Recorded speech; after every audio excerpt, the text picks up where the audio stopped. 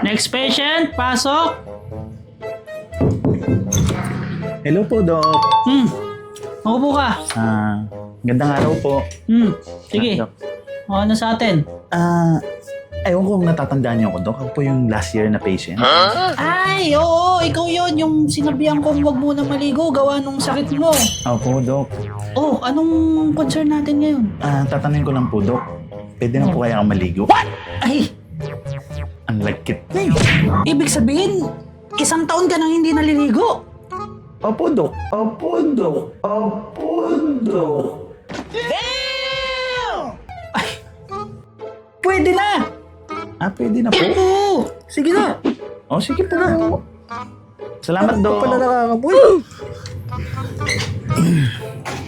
Saglit lang yan, 800 agad. Oh, shit!